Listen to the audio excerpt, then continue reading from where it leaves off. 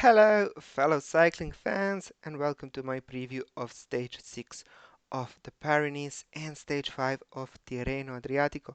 In this video, I will talk about stage profiles for both races. We'll check the weather, I'll do a recap of previous stages, and then in the end, as always, I will pick my winners of both stages.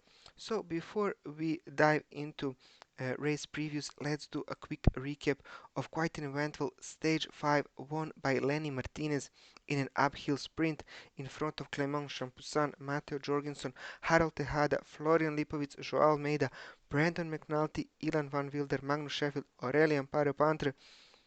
You can see that Jonas Vingegaard is only 16th, losing some 26 seconds to Lenny Martinez plus 10 seconds of bonification.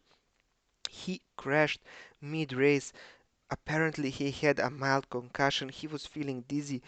He even said that he couldn't brake with his left hand. That was very weird.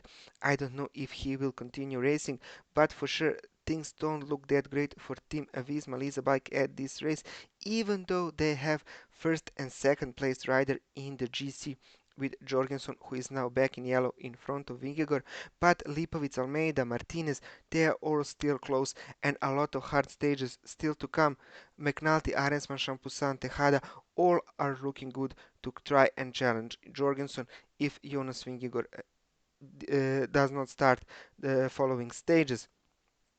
So moving on to stage 6, it is a clear-cut sprinter stage, only 3 small hills along the route going to the south from Saint-Julien-en-Saint-Alban to Berre-l'Étanche, almost 210 kilometers going to the Mediterranean.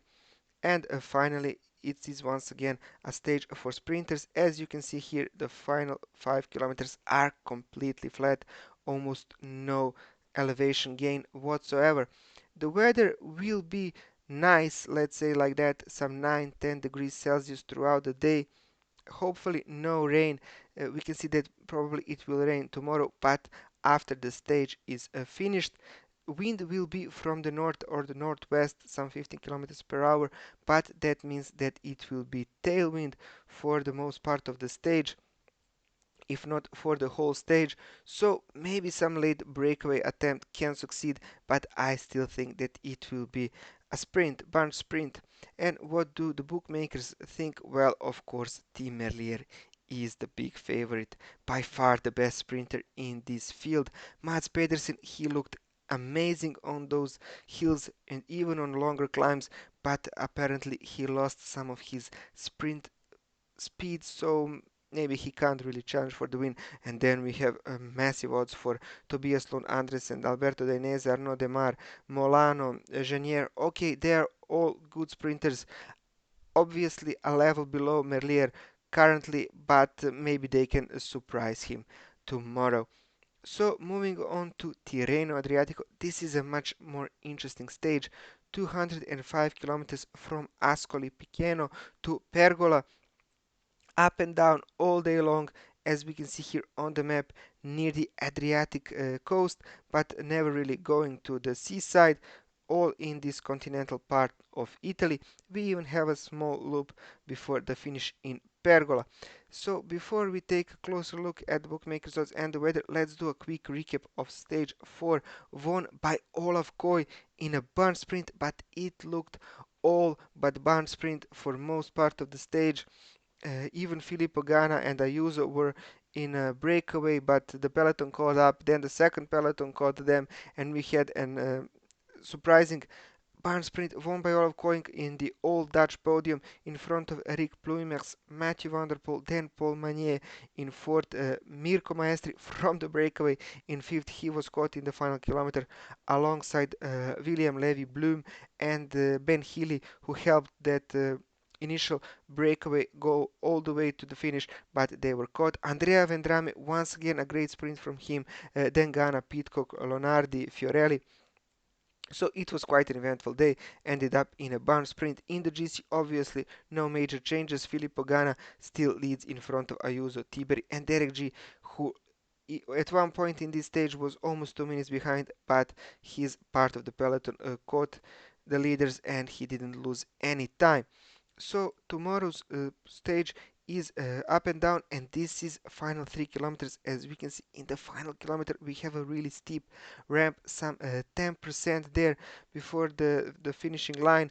We have a 3.2% gradient in the final kilometer, so it is an uphill sprint, a hard day in the saddle. So I don't expect sprinters to survive this one after 2 days hard effort.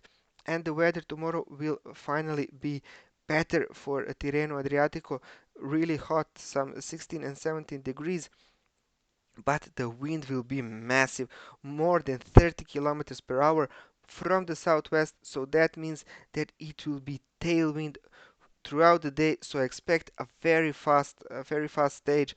Maybe some late breakaway or even initial breakaway have a chance, because it will be a hard day to control it.